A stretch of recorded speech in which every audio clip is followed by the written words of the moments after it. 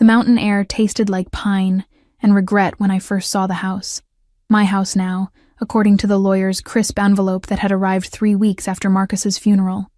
I stood at the edge of the gravel driveway, my second-hand Honda looking pathetic against the backdrop of timber and stone that rose 3 stories into the overcast sky. The lawyer had called it a modest mountain property. Modest. The word felt obscene here, where floor-to-ceiling windows reflected clouds like mirrors, where the wraparound deck could have hosted my entire apartment building. Marcus had never mentioned this place. Not in our 2 years of marriage, not in the bitter 6 months of divorce proceedings. Not even in the final phone call where he'd slurred apologies I couldn't accept. The inheritance made no sense. We'd ended badly. Me with a restraining order, him with a cocaine habit that had turned my gentle husband into a stranger who put holes in walls. The key felt heavy in my palm, iron and old-fashioned despite the house's modern lines. My fingers trembled as I approached the front door, and I hated myself for it. 28 years old and still jumping at shadows. Still checking over my shoulder, still poor enough that inheriting anything felt like a cosmic joke. The lock turned with a smooth click that seemed too loud in the mountain silence. Inside, the air smelled wrong. Not musty or abandoned, but lived in. Cedar and something darker, leather, maybe whiskey, definitely masculine. The entryway opened into a great room with vaulted ceilings and a stone fireplace that could have swallowed me whole. Everything was clean, dust-free. The leather couch still held the impression of someone sitting there recently. My pulse quickened. The lawyer had said the property had been empty for months. I moved deeper into the house, my sneakers silent on the polished hardwood. The kitchen gleamed with stainless steel and black granite. A coffee mug sat in the sink. White porcelain with a small crack along the rim. I touched it with one finger, dry, but not dusty. "You're early." The voice came from behind me, and I spun so fast my hip slammed into the counter. Pain shot through my side, but it was nothing compared to the shock of seeing him. He stood in the doorway I'd just passed, impossibly tall in the frame, dressed in black slacks and a charcoal shirt with the sleeves rolled to his elbows. Dark hair, perfectly cut. A face that could have sold watches or cologne. Sharp jawline, dark eyes that seemed to calculate everything in a single glance. Young, maybe early 30s, but carrying himself with the kind of authority that made age irrelevant, and he was looking at me like he owned me. My voice came out strangled. "Who are you? This is my property." "Is it?" He moved into the kitchen with fluid grace, each step deliberate. No rushed movements, no aggression. Somehow that made it worse. Marcus's widow. Amelia, isn't it? The way he said my name, like he'd tasted it before, rolled it around, decided he liked the flavor, made my skin prickle. "How do you know my name?" I backed up until the counter pressed into my spine. "What are you doing here?" "I could ask you the same question." He reached past me, close enough that I caught his scent. Bergamot and something smoky. Expensive cologne that probably cost more than my rent. He opened a cabinet and pulled down 2 glasses. "But I already know the answer. The lawyer sent you the key. Told you this was yours now. Didn't mention the complications." "What complications?" He poured amber liquid from a crystal decanter into both glasses, then slid one across the granite toward me. I didn't touch it. Marcus owed me. His voice was quiet, almost gentle, which somehow made the words more menacing. Substantially, this house was collateral. "That's not... I inherited this legally. I have papers. I'm sure you do."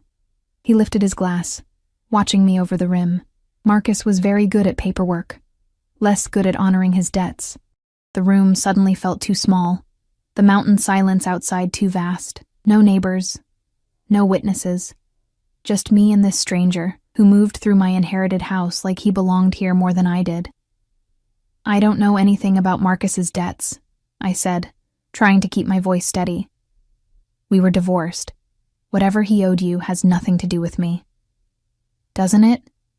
He set down his glass with a soft click. "You accepted the inheritance. That comes with responsibilities, his debts, his mistakes." He paused, and something flickered in his dark eyes. Something that might have been amusement or might have been threat. "His widow."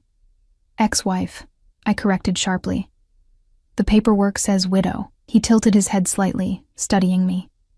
Marcus died before the divorce was finalized. A technicality, perhaps, but an important one. Legally, you were still married. Legally, you inherit everything, including what he took from me. My mouth went dry. I don't have anything of yours, not yet. He moved closer, and I pressed harder against the counter, hating how small I felt, how trapped. He stopped just inside my personal space, close enough to touch, but he didn't. Just looked down at me with those calculating eyes. But you will. You're going to help me find it. I don't know what you're talking about. Marcus stole something from me 3 months before he died. Something irreplaceable. Something worth more than this house. More than his pathetic life. His voice stayed quiet, conversational. But there was steel underneath. He hid it here. And you're going to help me look. And if I refuse? The question hung in the air between us. He smiled then, and it didn't reach his eyes. You won't. He reached out slowly, giving me time to flinch away, but I forced myself to stay still, and picked up a strand of my hair between his fingers. The touch was feather light, almost tender. You're alone here, Amelia. No family. No money. Working double shifts at that cafe downtown just to make rent on your studio apartment. Marcus left you nothing but debts in this house. You need this property. You need to sell it, start over, maybe finally finish that degree you abandoned. My blood turned to ice. How do you know? I know everything about you. He released my hair and stepped back, giving me space that somehow felt more threatening than his proximity. I know you take the bus because your car barely runs. I know you eat ramen 4 nights a week. I know you haven't spoken to your mother in 3 years because she blamed you for Marcus's problems. I know you're scared, tired, and desperate for a way out. Tears burned behind my eyes, but I refused to let them fall. You've been watching me. I've been protecting my interests. He picked up his glass again, swirled the liquid. Marcus was a problem that solved itself. But what he took from me is still missing. You're the key to finding it. I told you I don't know anything. Then we'll figure it out together. He moved toward the entryway, then paused and looked back at me. I'm staying here until we do. The guest house out back. You can have the main residence. Consider it a courtesy. You can't just... I can. The steel in his voice hardened. This property may be in your name now. But Marcus signed contracts long before he died. Contracts that give me certain rights. Push back, and my lawyers will tie this up in court for years. You'll spend everything you don't have fighting a battle you can't win. Or... He paused, letting the word dangle. You can cooperate. Help me find what's mine. And when this is over, you walk away with the house, free and clear. Your fresh start. Your escape. I wanted to scream, to run, to call the police. But standing there in that too-clean kitchen, wearing my threadbare jacket and clearance rack jeans, I knew he was right. I had no money for lawyers, no family to help, no options. How do I know you'll keep your word? I asked quietly. Something shifted in his expression. Approval, maybe, or respect. You don't. But what choice do you have? None. I had no choice at all, and we both knew it. He walked to the front door, his footsteps echoing in the vast space. My name is Dante, by the way, since we'll be living together for a while. He pulled out a phone, one of several I could see in his pocket, and answered a call I hadn't heard ring. Yes. She's here. No, it's handled. Stay on the perimeter. The perimeter. The word sent chills down my spine. He ended the call and looked back at me one more time. Get settled, Amelia. Unpack whatever you brought. We start searching tomorrow. Then, almost as an afterthought, don't try to leave. My security team is very thorough. The door closed behind him with a definitive click, and I was alone in my inherited house that suddenly felt less like salvation and more like a cage with invisible bars. I looked down at my hands and realized they were shaking. Outside the window, I caught a glimpse of movement, a figure in a dark suit, walking the tree line, then another near the driveway. Dante hadn't been exaggerating about security. I was trapped on a mountain with a man who knew everything about me, who moved through shadows like he owned them, who spoke of debts and stolen property and consequences with the casual certainty of someone who'd never been told no. And somewhere in this house, hidden in cedar and stone and secrets, was something Marcus had died protecting. something Dante would kill to get back. I set my bag down on the leather couch and tried to stop shaking, tried to think, tried to find some way out of the trap I'd walked into the moment I'd turned that iron key in the lock. The mountain wind rattled the windows, and in the gathering dusk, the house's shadows grew longer, darker, hungry. I was alone with a beautiful monster, and I had nowhere left to run. I didn't sleep that first night. The master bedroom was too large, too exposed. Windows on 3 sides that turned the room into a fishbowl once darkness fell. I'd pulled the curtains closed, but it didn't help. Every creak of the house settling, every whisper of wind through the pines, every distant footstep of Dante's security team prowling the perimeter. It all felt like a countdown to something I couldn't name. I lay on top of the covers, fully dressed, my phone clutched in one hand like a talisman. But who would I call? The police. And tell them what? That a man was staying on property he claimed legal rights to? That I felt threatened by someone who'd only spoken to me in that quiet, measured tone? That he knew things about my life no stranger should know? By the time dawn bled gray light through the curtains, I'd made a decision. I would play along, help him search for whatever Marcus had stolen, and get out as fast as possible. Sell the house to the first buyer, take whatever money I could get, and disappear into a life where men like Dante couldn't find me. Simple, clean, survivable. The smell of coffee hit me the moment I opened the bedroom door. I followed it downstairs, my body tense, prepared for another confrontation. But the kitchen was empty, except for a French press on the counter, still warm, and a note written in sharp, precise handwriting. Drink. Eat. Meet me in the study at 9, 2nd floor, East Wing. D. I checked my phone. 8:47. The coffee was good. Too good. The kind that came from beans I could never afford. I poured a cup with shaking hands and opened the refrigerator, expecting it to be empty. Instead, I found it fully stocked. Fresh fruit, eggs, cream, butter, bread that smelled like it had been baked this morning. He'd had someone stock it, overnight. While I'd been lying awake in the darkness, Dante had been orchestrating, preparing, ensuring I'd have everything I needed. The thought should have been comforting. Instead, it made my skin crawl. I forced down a piece of toast that tasted like ash and climbed the stairs at 8:58. The study was exactly where he'd said it would be. A room I hadn't explored the night before. Dark wood panels, floor-to-ceiling bookshelves, a desk that looked antique and expensive. Dante stood at the window, phone pressed to his ear, speaking in rapid Italian. He'd changed clothes, dark jeans today, a black Henley that emphasized the lean muscle of his shoulders and arms. He glanced at me as I entered, gestured to a leather chair, and continued his conversation. I caught fragments. Warehouse. Shipment. Take care of it personally. The words confirmed what I'd already suspected. Whatever Dante was, legitimate businessman wasn't on the list. He ended the call and pocketed the phone. A different one than yesterday, I noticed. You look tired. I didn't sleep. Afraid I'd come through your window. A hint of amusement colored his voice. Should I be? He considered the question seriously, head tilted. No. When I come for you, Amelia, you'll invite me in. The certainty in his words, the casual arrogance, made heat flush my cheeks. I wouldn't hold your breath. We'll see. He moved to the desk and pulled out a thick folder. Marcus kept records. Not well, but enough. Before he died, he made several trips up here. Always alone, always brief. The last one was 2 days before his overdose. It wasn't... I stopped myself. Wasn't an overdose? Dante's dark eyes fixed on me. You think it was something else? I looked away. Marcus's death had been ruled accidental. Cocaine mixed with alcohol, cardiac arrest in his apartment. But there'd been things that didn't add up. The apartment had been too clean. Marcus was chaotic, messy.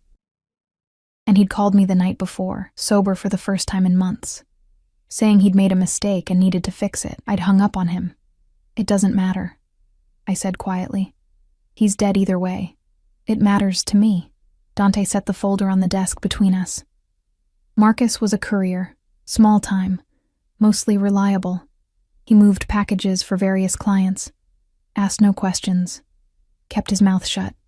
Then 3 months ago, he got ambitious, thought he could steal from me and disappear. What did he take? Something that belongs to my family. Something with sentimental value that far exceeds its monetary worth. He paused. And something that, in the wrong hands, could destroy everything I've built. I studied his face, looking for cracks in the facade. You said you'd let me walk away when this is over. I did. Why should I believe you? Because if I wanted you dead, Amelia, you'd already be gone. He said it so simply, so matter-of-factly, that it took a moment for the words to register. You're useful alive. You knew Marcus. You understand how he thought. And whether you realize it or not, he left you clues. I haven't spoken to Marcus in almost a year. Yet he left you this house, in his will, drafted just 2 weeks before he died. Why? The question hung between us. I had no answer. Dante opened the folder and spread photographs across the desk, the house from different angles, the property boundaries marked in red. Outbuildings I hadn't noticed yesterday. A shed, a garage, the guest house where Dante was staying. We searched systematically, he said. Every room, every closet, every floorboard. Marcus hid something here. We're going to find it. We spent the next 6 hours tearing apart my inherited house. Dante was methodical, efficient, moving through spaces with the precision of someone who'd done this before. He checked behind picture frames, removed vent covers, tapped walls listening for hollow spaces. His security team, 3 men who never spoke, never smiled, just watched with dead eyes, brought equipment. Scanners, metal detectors, tools I couldn't name. I felt useless, following him from room to room, watching him dismantle my supposed inheritance piece by piece. Here, he handed me a box from the hall closet. Go through this. Look for anything unusual. The box contained Marcus's things. Old clothes, a watch, receipts, photos. My hands trembled as I sifted through the debris of his life. There was a picture of us on our wedding day. I looked so young, so hopeful. Marcus looked clean-cut, handsome, nothing like the hollow-eyed stranger he'd become. You loved him. Dante's voice came from behind me, closer than I'd expected. Once. I set the photo down. Before the drugs. Before everything fell apart. What happened? Started staying out all night. He changed. Coming home paranoid. Aggressive. Money disappeared from our account. Then the drugs showed up. Then the men he owed money to. I looked up at Dante. Men like you. I never sold Marcus drugs, but you used him. He was paid well for his services. What he did with the money was his choice. Dante crouched beside me, close enough that I could feel the heat radiating from his body. You think I corrupted him, made him into something he wasn't, didn't you? No, Amelia. I just gave him opportunities to reveal who he already was. His hand covered mine on the box, warm and steady. People don't change. They just stop pretending. I pulled my hand away, pulse racing. Is that what you tell yourself? To sleep at night? I sleep fine. He stood, towering over me again. Take a break. You're shaking. I'm fine. You're exhausted. He pulled out his phone, a third one, I counted, and sent a text. Lunch will be here in 20 minutes. Go wash your face. Breathe. I wanted to argue, to prove I wasn't weak, wasn't affected by his proximity or his casual dominance, but my legs felt unsteady as I stood, and the room tilted slightly. Dante caught my elbow, steadying me. When did you eat last? This morning. The toast. 1 piece of toast. He guided me toward the stairs, his grip gentle but unyielding. You're running on empty. That ends now. I don't need you to... I need you functional. Which means fed, rested, capable of thinking clearly. We reached the master bedroom and he released me. Lunch. Then we continue. He left before I could respond, his footsteps fading down the hallway. I locked the bedroom door and leaned against it, my heart hammering. The way he'd touched me, not violent, not cruel, just possessive, like I was something he'd already decided belonged to him. It terrified me more than any threat, because part of me, some traitorous part I didn't want to acknowledge, had liked it. Lunch arrived exactly 20 minutes later. Italian food from a restaurant that definitely didn't deliver to the middle of nowhere. Dante had ordered enough for 4 people. We ate in the kitchen, the silence thick between us. Tell me about the night Marcus called you, he said finally. I set down my fork. How do you... Phone records. Tell me. I took a breath, steadying myself. He called around midnight. He sounded different, clear. Said he'd made a terrible mistake and needed to make it right. That he was sorry for everything. Then he asked me a strange question. Dante leaned forward. What question? He asked if I remembered the first place we talked about running away to, when we were young and stupid and thought we could escape everything. And where was that?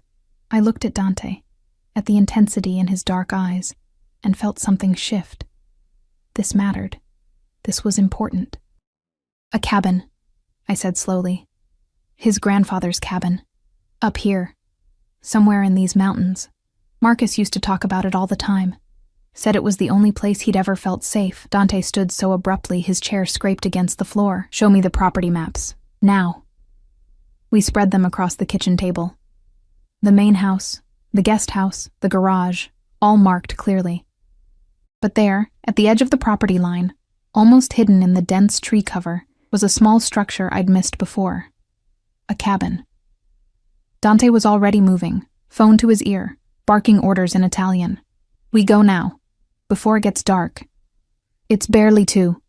Now, Emilia. He grabbed a jacket from the hall closet and tossed me one. My men will sweep the perimeter first. Then we go in together. Why together? He looked at me, and for the first time, I saw something beyond control in his eyes. Something that might have been need, because if it's there, if Marcus hid what I think he hid, I need to know you see it. I need you to understand exactly what your husband took from me. He opened the door, cold mountain air rushing in, and what it's going to cost to get it back. The walk through the woods felt endless. Dante's security team moved ahead of us, silent shadows checking sight lines and approach angles. Dante stayed close to me, one hand hovering near the small of my back. Not quite touching, but ready to grab me if I stumbled. The cabin appeared through the trees like something from a nightmare. Weathered wood, sagging porch, windows dark as dead eyes. One of Dante's men emerged and nodded. Clear. Dante pulled a gun from somewhere under his jacket, matte black, efficient, terrifying, and gestured for me to stay behind him. The cabin door hung open, broken lock dangling. Someone had been here, recently. We stepped inside, and the smell hit me immediately. Copper and decay, and something chemical that burned my nostrils. Dante cursed in Italian, low and vicious. In the center of the room, beneath a tarp that had been partially pulled away, were wooden crates. Dante moved to them, pried one open, and went very, very still. What is it? I whispered. He didn't answer, just reached into the crate and pulled out something wrapped in cloth.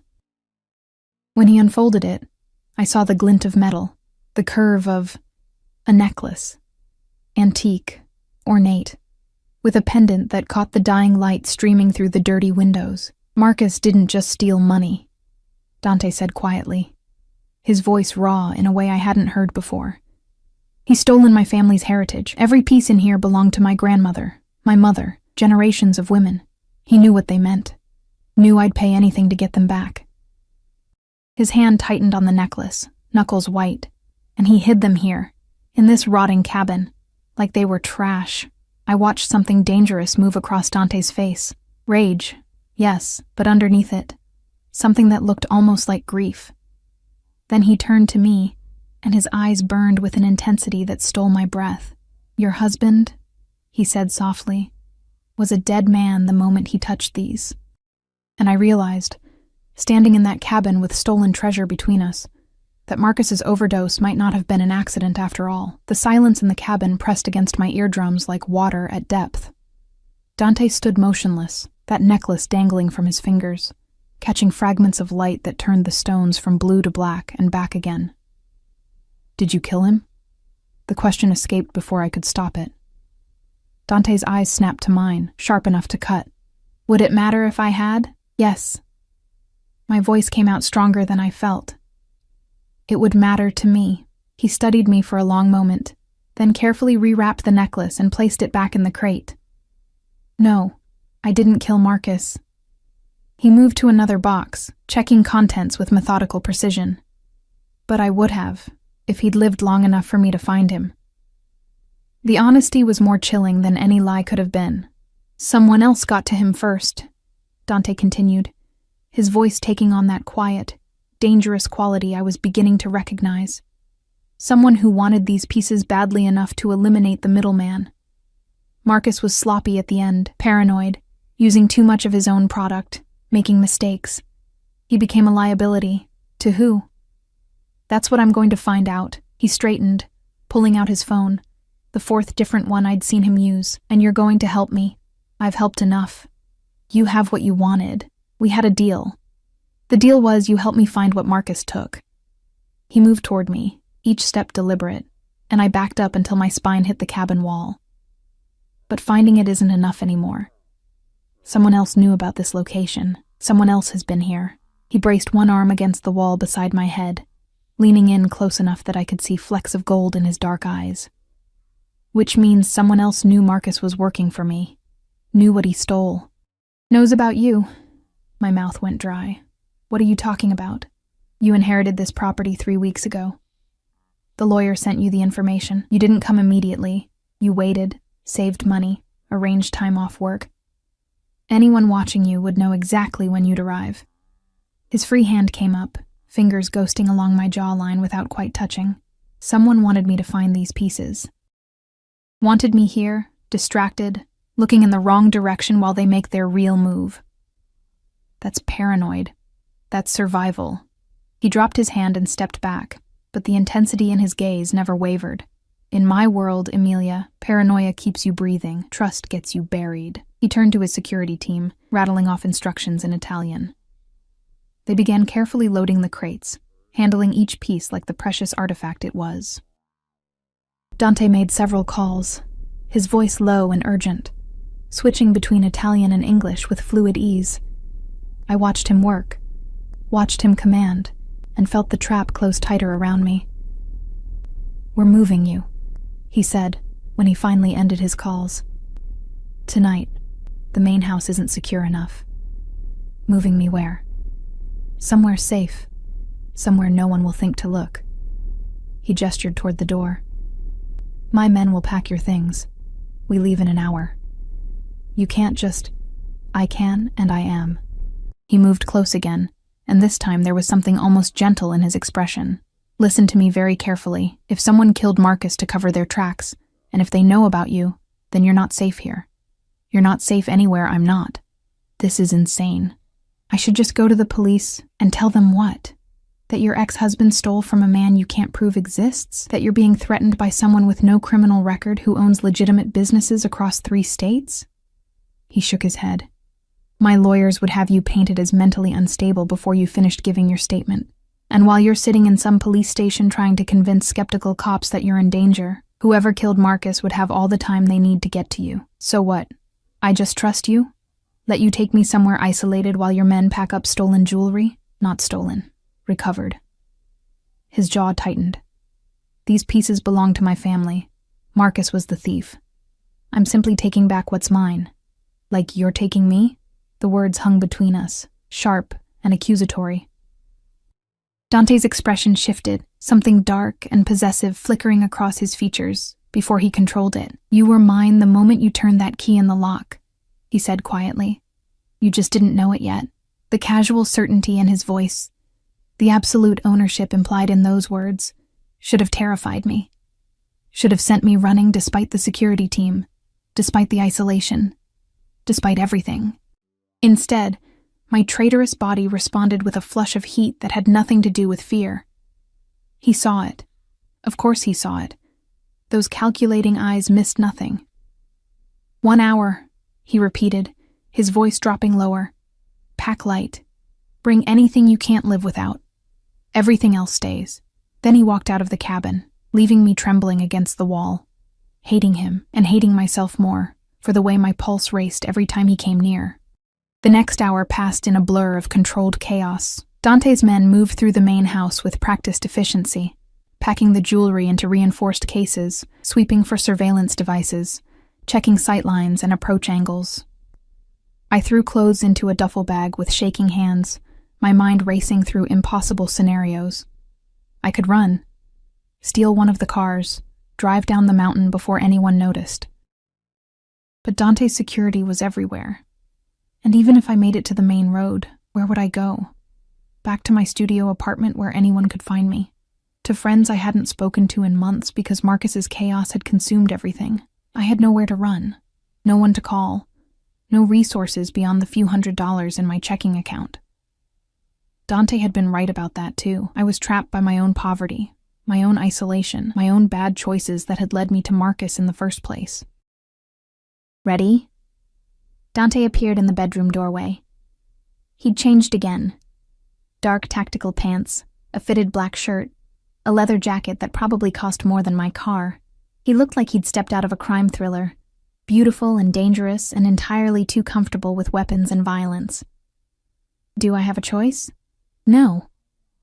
He took my duffel bag, slinging it over his shoulder like it weighed nothing. But I'll pretend you do, if it makes you feel better.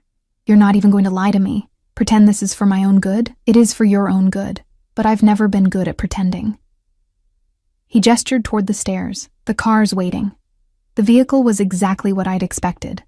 A black SUV with tinted windows, reinforced panels, and enough luxury interior to make my entire apartment look like a cardboard box.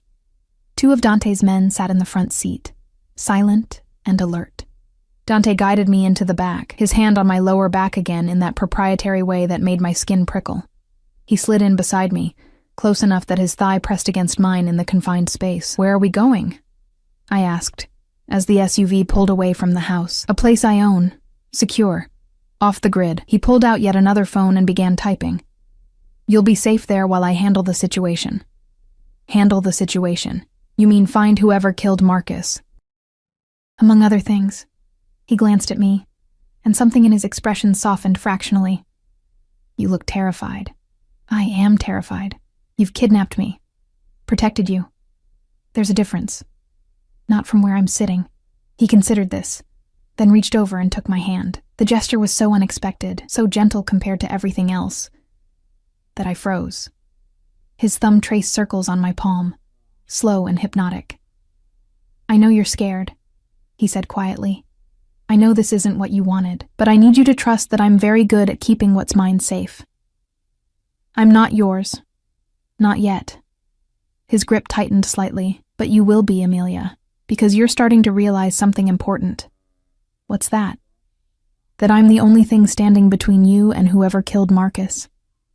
That I'm the only person in your life right now who tells you the truth, even when it's ugly. That you're safer with me than you've been in years. Even if it doesn't feel like it. He released my hand and settled back against the seat. And that you're tired of running, tired of being alone, tired of surviving on ramen and hope. Every word hit like a physical blow because every word was true. I hate you, I whispered. I know. He smiled, and it was the first genuine smile I'd seen from him. But you don't. Not really. You hate that I'm right. There's a difference. The drive took 2 hours, winding down the mountain and then back up through roads that became progressively narrower, more isolated. The sun set somewhere during the journey, painting the sky in bruised purples and dying reds. I watched the landscape disappear into darkness and felt like I was watching my old life fade with it. The house, Dante's house, appeared suddenly around a curve, not as large as the mountain property, but more fortified. Stone walls, security cameras visible at every corner, gates that looked like they could withstand a small army. Welcome home, Dante said, as the SUV pulled through the gates. This isn't my home. It is now. He opened the door and extended his hand. Come on, I'll show you your room. I ignored his hand and climbed out myself, immediately regretting it when my legs nearly buckled. Exhaustion hit me all at once. The sleepless night, the stress, the fear, everything catching up in a wave that made the world tilt. Dante caught me before I fell, lifting me into his arms with an ease that should have been impossible. Put me down, I protested weakly. No. He carried me toward the house, and I was too tired to fight. You're going to eat, shower, and sleep. In that order. And before you argue, remember that I always get what I want, arrogant bastard. Accurate bastard. He shouldered open the front door and carried me through a foyer that gleamed with marble and modern art. But I'm your arrogant bastard now, so you'd better get used to it. He took me upstairs to a bedroom that was bigger than my entire apartment. Floor-to-ceiling windows overlooked the valley below, now just darkness scattered with distant lights. A king-sized bed dominated the space, covered in white linens that looked impossibly soft. Dante set me down gently on the edge of the mattress. Bathroom's through there. I'll have food sent up in 15 minutes. Don't try to leave. The house is alarmed, and my men are stationed at every exit. Prison with nice sheets. How thoughtful. Protection with nice sheets. Learn the difference. He moved toward the door, then paused and looked back. Emilia? What? You asked earlier if I killed Marcus. His dark eyes held mine. I didn't. But I will kill whoever did, not for him. I couldn't care less about Marcus, but because they threatened what's mine. And I protect what's mine with extreme prejudice. The door closed behind him, and I heard the soft click of a lock engaging from the outside. I was alone in a beautiful room, in a fortified house, with a man who spoke of ownership like it was already settled fact. A man who made my pulse race with equal parts terror and something I refused to name. I looked down at my hand, where his thumb had traced those slow circles, and my skin still tingled from his touch.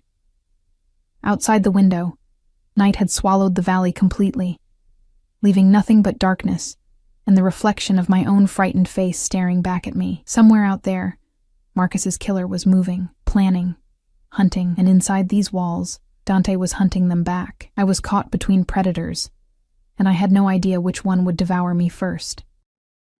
The thought should have been terrifying. Instead, as I lay back on sheets that smelled like bergamot and smoke, I realized with sick certainty that part of me was already hoping it would be him. I woke to sunlight streaming through unfamiliar windows and the smell of coffee that didn't come from a cheap drip machine. For a moment, I forgot where I was.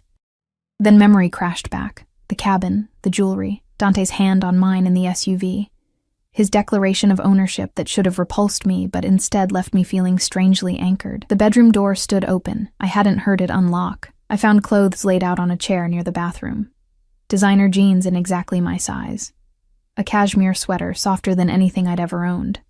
Undergarments still wrapped in tissue paper. Everything fit perfectly, because of course it did. Dante knew my size the same way he knew everything else about my life.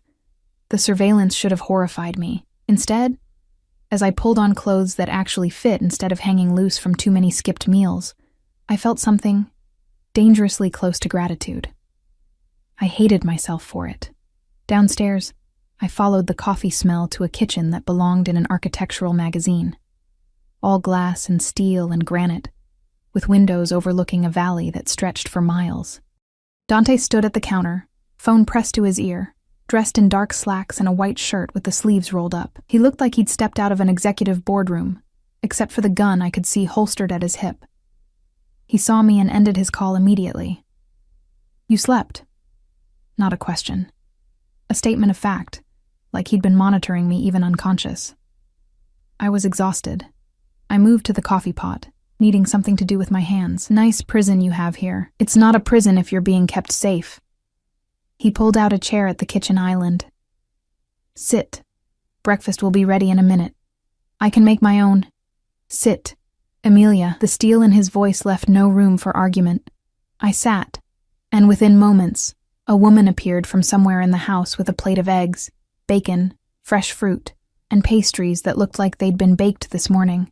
She set it in front of me without a word and disappeared again. You have staff, I said stupidly. I have people who ensure my life runs smoothly. Dante poured himself coffee and leaned against the counter, watching me with that intense focus that made me feel like a specimen under glass. Eat. I picked up a fork, my hand steadier than yesterday. What happens now? Now I find out who killed Marcus and who knew about the jewelry. He pulled out his phone. I'd lost count of which one, and showed me a photograph. Recognize him. The man in the photo was older, maybe 50s, with the kind of face that spoke of too many late nights and bad decisions. Something about him tickled at the edge of memory. I don't know. Maybe. I studied the image closer. Marcus had a lot of friends I never met. People he worked with. His name is Victor Rossi. He runs operations for the Calabrese family out of Chicago. Dante swiped to another photo, this one showing Victor in conversation with someone whose face was obscured. He was in the area 2 weeks ago, right around the time Marcus's lawyer would have sent you the inheritance papers. You think he killed Marcus? I think he was there when Marcus died. Whether he pulled the trigger himself or just watched. Dante shrugged, the gesture elegant and dismissive. Either way, he's involved. And he's coming for what's left. What's left? Dante's eyes locked on mine. You. The word hung in the air between us, heavy with implication. I don't understand, I said quietly. I'm nobody. I don't know anything. Marcus and I barely spoke for months before he died. But you inherited his property, his accounts, his records. Dante set down his phone and moved closer, pulling out the chair beside me. And more importantly, you're his widow, which means legally, you have claim to anything he possessed, including things Victor believes belong to him. Like what? Information, codes, account numbers. He reached out and tucked a strand of hair behind my ear, the gesture intimate and possessive. Marcus was sloppy, but he wasn't stupid. He would have kept insurance, proof of who hired him, what they wanted, where the money went. That information makes you valuable, and valuable things attract dangerous attention. My appetite vanished. I set down my fork with a trembling hand. So I'm bait. No. His hand cupped my cheek, thumb brushing my cheekbone. You're protected. There's a difference. Victor wants what Marcus had. I'm going to let him think he can get to it through you. And when he makes his move, the smile that crossed Dante's face was beautiful and terrible. I'll be waiting. You're using me. I'm keeping you alive. His thumb traced my lower lip, and I stopped breathing. Anyone else would have killed you already, Amelia, just to tie up loose ends. But I don't waste useful things. And you're very useful to me, because of what I might know, among other reasons. His dark eyes dropped to my mouth, and heat flooded through me. You're starting to understand how this works. What works? Power. Protection. The way we take care of what belongs to us. He stood abruptly, breaking the spell. I have meetings today. You'll stay here. My security team knows you're not to leave the grounds. The house is fully stocked. Help yourself to anything you need. There's a library on the second floor, a gym in the basement, a pool out back, a gilded cage, the most comfortable one you've ever been in. He picked up his jacket from where it hung over a chair. I'll be back tonight. We'll have dinner. You can ask me all the questions I see burning in those scared eyes. I'm not scared of you. Liar. He leaned down, his mouth so close to my ear I could feel his breath. But you're not scared enough. That's what makes you interesting. Then he was gone, leaving me alone in that beautiful kitchen with half-eaten breakfast and a pulse that wouldn't slow down. The day stretched endlessly. I explored the house because there was nothing else to do. Room after room of expensive furniture and original art, and the kind of quiet that came from thick walls and isolation. I found the library Dante had mentioned, shelves packed with books in multiple languages. First editions. Rare volumes. A collection that spoke of old money and careful curation. I pulled out a leather-bound copy of Dante's Inferno and almost laughed at the irony. Of course he'd have this. Of course he'd name himself after the poet who'd written about hell. I read until my eyes hurt, trying to lose myself in Italian poetry I could barely understand. But my mind kept drifting to Dante's hands on my face, his thumb on my lip, the casual way he'd claimed ownership like it was already decided. The sun was setting when I heard voices from downstairs, male, speaking rapid Italian. I moved to the top of the stairs and listened, catching fragments. Victor, warehouse, tomorrow night. Trap, then Dante's voice, quiet and deadly. She stays here. No one gets close to her. Anyone tries. You have permission to eliminate them. She. Me. He was talking about me. I retreated to the bedroom before anyone saw me eavesdropping, my heart hammering. Tomorrow night. Whatever was coming, it was happening soon. Dinner appeared on a tray at 7, more food than I could possibly eat, perfectly prepared.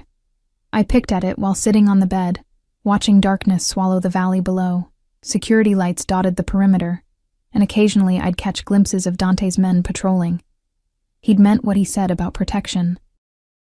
This wasn't just a house, it was a fortress. Dante appeared in my doorway at 9, loosening his tie with one hand while scrolling through his phone with the other. He looked tired for the first time since I'd met him.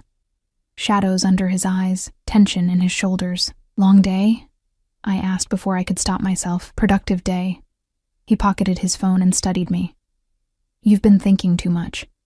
I can see it on your face. You told your men to kill anyone who gets close to me. You were listening. A hint of approval colored his voice. Good, you're learning to pay attention. Is Victor coming here? Not here, but soon. Dante moved into the room, shedding his jacket and tossing it over a chair. I'm moving up the timeline. Tomorrow night, we're going to give him what he wants. Which is? You. He saw my expression and held up a hand. Relax. You'll be wired, surrounded by my best men, and I'll be close enough to put a bullet in anyone who breathes wrong. But Victor needs to believe he's gotten to you. Needs to think he's won. And then what? Then I find out what he knows about Marcus's death. Find out who else is involved. Find out if there are more pieces of my family's history scattered across criminal networks. He sat on the edge of the bed, close enough to touch. And then I end him. The casual way he said it, like he was describing picking up dry cleaning, should have terrified me. Instead, I found myself asking, have you killed people before? Yes. No hesitation, no shame, just honesty, when necessary, when they threaten what's mine or betray my trust. I don't enjoy it if that's what you're asking, but I don't lose sleep over it either. And you think I can just be okay with that? With you? I think you already are. He reached out and took my hand, pulling me closer until I was sitting right beside him. I think you've been alone so long that having someone willing to burn the world down to keep you safe sounds less like a threat and more like a promise you've been waiting your whole life to hear. The words hit too close, cut too deep. Tears burned behind my eyes, and I looked away. Hey. His hand cupped my chin, gently turning my face back to his. I'm not judging you. I'm telling you I see you. The real you. Underneath all that fear and pride. The woman who stayed with Marcus even when he became a stranger. The woman who works herself to exhaustion just to survive. The woman who walked into that mountain house expecting salvation and found me instead. And what did you find? I whispered. Someone worth keeping. His thumb brushed away a tear I hadn't felt fall.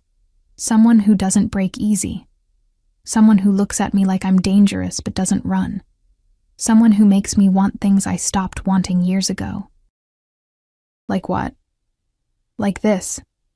He leaned in slowly, giving me time to pull away, to say no. To remember that he was a criminal and I was his prisoner, and nothing about this was right or sane or safe. I didn't pull away. His mouth was warm on mine, gentle in a way that contradicted everything else about him. No force, no demand, just exploration. His hand slid into my hair, cradling my head while his lips moved against mine with devastating patience. I kissed him back because I was tired of being alone, tired of being scared, tired of pretending I didn't feel the pull between us.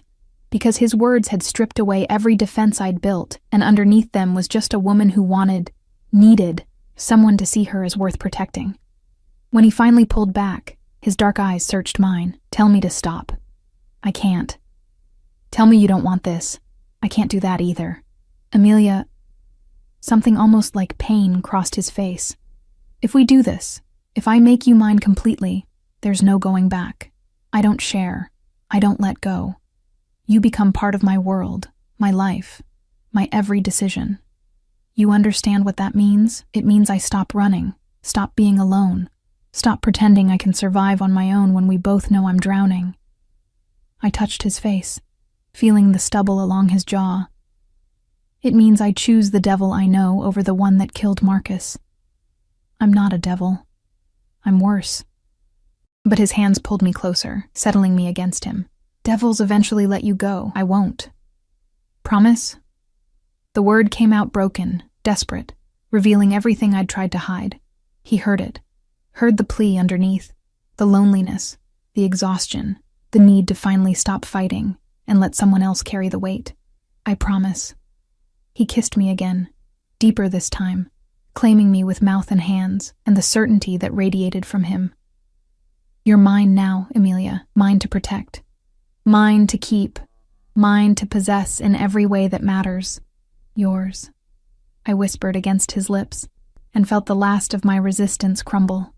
He laid me back on the white sheets, and covered my body with his. And outside the fortress walls, Marcus's killer was hunting. But inside, wrapped in Dante's arms, I finally stopped shaking. I woke wrapped in Dante's arms, sunlight painting gold across his sleeping face. He looked different like this, younger, softer.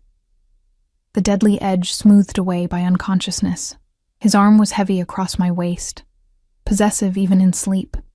I studied the strong line of his jaw, the dark lashes against his cheeks, the small scar near his temple that I hadn't noticed before. A killer. A criminal. A man who'd turned me into his possession with calculated precision. And somehow, lying there in his bed with his scent on my skin and his warmth surrounding me, I felt safer than I had in years. His eyes opened, focusing on me immediately with the alertness of someone who never truly sleeps deeply. You're thinking too loud, just wondering what I've gotten myself into. Me. You've gotten into me. He pulled me closer, kissing my forehead with surprising tenderness. No regrets? Ask me after tonight. I traced the scar near his temple. What happened here? Knife fight. I was 19 and stupid. He caught my hand, pressed it to his lips. Still have the scar to remind me that arrogance gets you cut, and yet you're still arrogant. I learned to be better at it. He sat up, muscles shifting under skin, and reached for his phone on the nightstand. 3 messages appeared on the screen, and his expression hardened. Victor's moving faster than expected. We need to accelerate the timeline. Fear spiked through me. How fast? Tonight. He knows you're here. Probably has had surveillance on the property for days. Dante's jaw tightened, which means he's desperate. Desperate men make mistakes, and I'm going to exploit every single one. He climbed out of bed, already shifting back into the dangerous man who commanded empires. Watching him dress was like watching someone put on armor, each piece of clothing another layer of control, until the vulnerable man who'd held me was buried under the calculating predator. What do I need to do? I asked. Exactly what I tell you, when I tell you, without question. He turned to face me, and his eyes were hard. Lives depend on your obedience tonight, Emilia. Mine, yours, my men's. You hesitate, you question, you panic. People die, understand? I nodded, throat tight. Say it. I understand. Good. He moved to the closet and pulled out a dress I hadn't seen before. Deep, emerald green, elegant and expensive. Wear this. Do your hair, your makeup. You're going to look like someone worth taking. The day crawled by in agonizing slowness. Dante disappeared into his office with his security team, planning and coordinating with the precision of a general preparing for battle. I bathed, dressed, made myself beautiful with cosmetics that had appeared in the bathroom like everything else, already there, already anticipated. The woman in the mirror looked like someone else, someone polished and expensive, wearing a dress that hugged every curve and heels that made my legs look impossibly long. I barely recognized her. Dante found me standing there, staring at my reflection. He came up behind me, hands settling on my waist, and met my eyes in the mirror. Perfect. He kissed my neck, just below my ear. Victor won't be able to resist, and if something goes wrong, it won't. Absolute certainty. I've done this 100 times, Kara. I know every move, every angle, every possible outcome. You're safe because I say you're safe. That's not how the world works. It's how my world works. He turned me to face him, hands framing my face. Trust me. Just for tonight. Trust that I won't let anything happen to you. I looked into those dark eyes and found myself nodding. Okay. Okay. He kissed me once, hard and possessive. Let's go end this. The warehouse sat on the outskirts of the city, industrial and abandoned looking from the outside. Inside, Dante's men had transformed it into a trap. Lighting positioned just right, cameras hidden in shadows, weapons stashed at strategic points. He'll come in through the east entrance, Dante explained, showing me a tablet with the building's layout. You'll be here, in the main floor, sitting at this table, visible but not obviously bait. I'll be in the rafters with a sniper rifle. My men will be positioned here, here, and here. He pointed to locations around the perimeter. The moment Victor shows himself, the moment he reveals what he knows, I end this. You mean you kill him? Yes. No apology. No justification. Just fact. He killed Marcus to cover his tracks. He'll kill you for the same reason. I'm simply being more efficient about it. A tech appeared and began fitting me with a wire. Small, nearly invisible, tucked against my skin beneath the dress. Dante supervised every step, his hands occasionally brushing mine, steadying me when I trembled. Remember, he said quietly, you're scared but trying to hide it. You think you're meeting someone who can help you understand what Marcus was involved in. You don't know I'm here. You don't know this is a trap. You're just a frightened widow looking for answers. I don't have to act that part. I know. He kissed my forehead. That's what makes you perfect for this. They positioned me at a metal table in the center of the warehouse floor. A single light overhead creating a pool of illumination in the darkness. I could feel Dante's presence somewhere above me. Could sense his men in the shadows. But I'd never felt more alone. Minutes stretched into eternity. Then I heard it. Footsteps. Multiple sets. Approaching from the east. Victor Rossi emerged from the darkness with 3 men flanking him. He looked exactly like his photo. Older, weathered, with eyes that had seen too much and cared too little. He smiled when he saw me, and it was the smile of a shark. Mrs. Moretti. His accent was thick, Eastern European underneath the American veneer. Thank you for agreeing to meet. You said you had information about my husband. I kept my voice steady, remembering Dante's instructions. About what he was involved in. Oh, I have information. Victor pulled out the chair across from me and sat, his men spreading out to watch the perimeter. Your husband was a thief. He stole from very powerful people. People who don't forget, who don't forgive. The jewelry, I said, the pieces he hid in the cabin. Victor's eyes sharpened. So you found them. Good. That makes this easier. Where are they now? Somewhere safe. Nothing is safe for me, Mrs. Moretti. He leaned forward, and I caught the smell of cigarettes and old violence. Marcus learned that lesson too late, but you're a smart girl. You can give me what I want, and I'll let you walk away.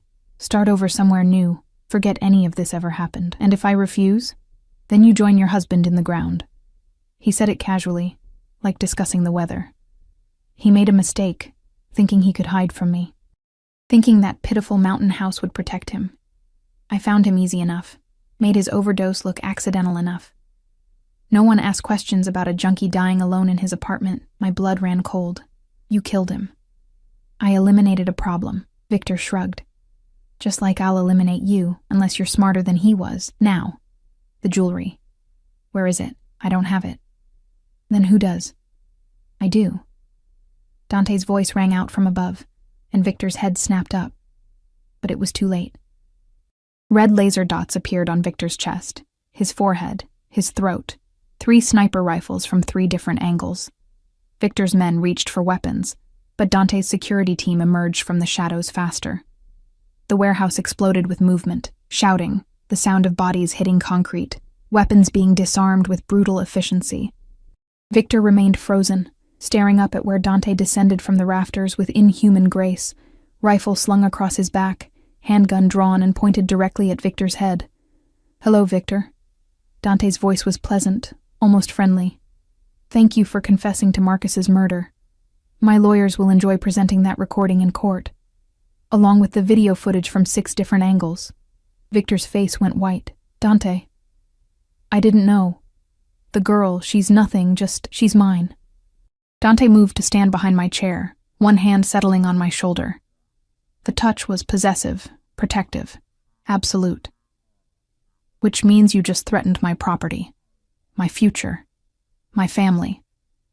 Family. Victor's eyes widened. You're protecting her? She's just some broke waitress, nothing special.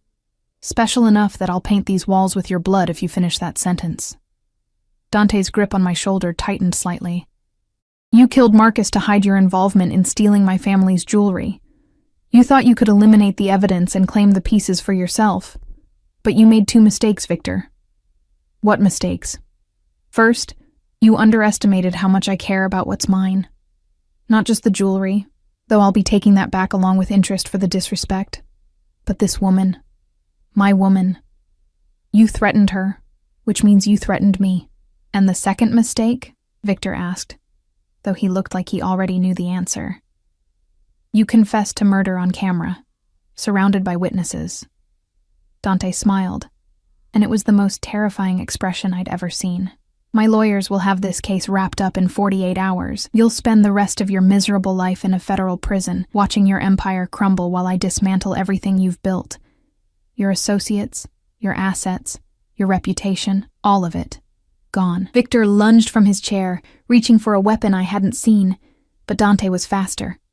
A single shot rang out, and Victor collapsed back into the chair, clutching his shoulder and screaming. That was for Marcus, Dante said quietly. Not because I cared about him, but because his death brought complications I didn't need. And I hate complications. Police sirens wailed in the distance, growing closer. Dante had planned this too, ensured the authorities would arrive at exactly the right moment, would find exactly what he wanted them to find.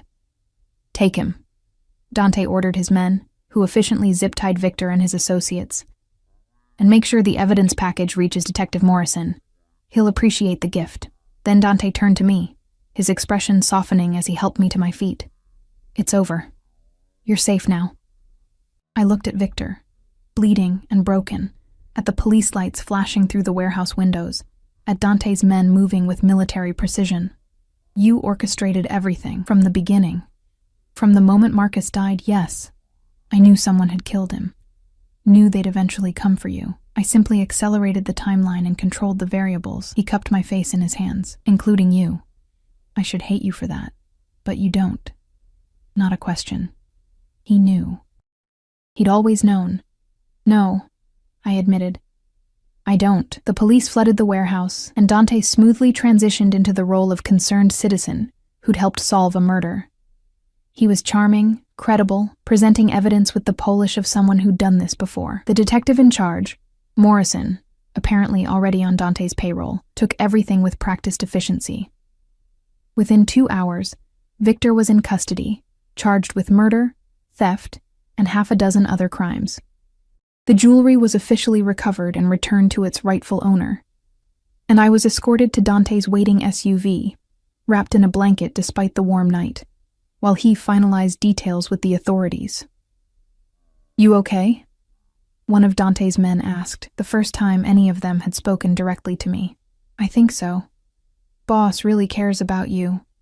Never seen him like this before. The man smiled slightly. You're good for him. Makes him almost human. Before I could respond, Dante appeared and slid into the SUV beside me, pulling me against his chest. Let's go home. Home. The fortress that had been my prison had become something else. Sanctuary, refuge, the place where I belonged. The drive back was silent, Dante's arms around me, his heartbeat steady beneath my ear. I should have been processing everything, the danger, the violence, the casual way he'd destroyed Victor, but all I could think about was how safe I felt, how right this was, how completely I'd surrendered to the dangerous man holding me. What happens now? I asked as we pulled through the security gates. Now. Dante tilted my chin up, his dark eyes meeting mine. Now I marry you. Make this official. Make sure everyone knows you're untouchable because you're mine. We sell the mountain house or keep it as a vacation property. Your choice. I set you up with whatever life you want. Finish your degree, open a business, do nothing but read in my library all day, whatever makes you happy. And in return, you stay. You're mine. You trust me to protect you, provide for you, build a life with you. His thumb brushed my lip. You let me love you the only way I know how. Obsessively, possessively, completely. That's not normal. Nothing about us is normal, Kara. Normal is what you had with Marcus. Safe, predictable, ultimately destructive. What I'm offering is dangerous, intense, and absolutely permanent. He leaned in, his mouth a breath away from mine. So tell me, do you want normal? Or do you want me? I thought about my studio apartment, my double shifts, my lonely nights and desperate budgets. I thought about Marcus and his broken promises, about Victor's cold eyes and casual violence. I thought about Dante's hands on my face, his absolute certainty, his promise to burn the world down to keep me safe. You, I whispered. I want you, then you have me. He kissed me deeply, sealing the promise, forever. 3 months later, I stood in Dante's study, our study, wearing his grandmother's sapphire necklace and a wedding ring that felt surprisingly natural on my finger. The mountain house had sold for enough money to erase every debt Marcus had left me. I'd enrolled in online classes to finish my degree.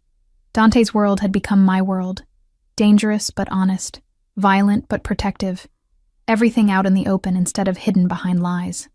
He found me there, looking at a photograph from our small wedding. Just us and a judge, simple and perfect. Regrets? He asked, wrapping his arms around me from behind. None. I leaned back against him, feeling his strength, his certainty, his absolute commitment. Though you were right about one thing. Just one? You said I'd invite you in eventually. You were right. I'm always right. He turned me to face him, and his smile was genuine, warm, nothing like the dangerous mask he showed the world. But you made me work for it. I respect that. Good. Because you're stuck with me now. Stuck. He laughed, the sound rich and genuine. Kara, I've been stuck on you since the moment you walked into that mountain house, scared and beautiful and absolutely perfect. Everything else was just me being patient while you figured out what I already knew. And what's that? That you were always mine, from the first moment, in every way that matters, forever. He kissed me there in the study, surrounded by books and stolen jewelry returned to its rightful place, in the fortress that had become our home. Outside, his security team patrolled.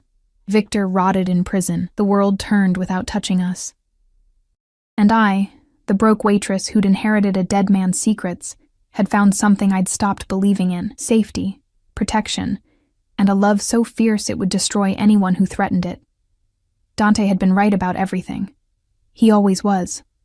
But I'd been right too. Sometimes the devil you choose is better than the one hunting you. And sometimes, wrapped in dangerous arms that would never let go, you finally stop running and start living. The mountain wind couldn't reach us here. Nothing could. We were home.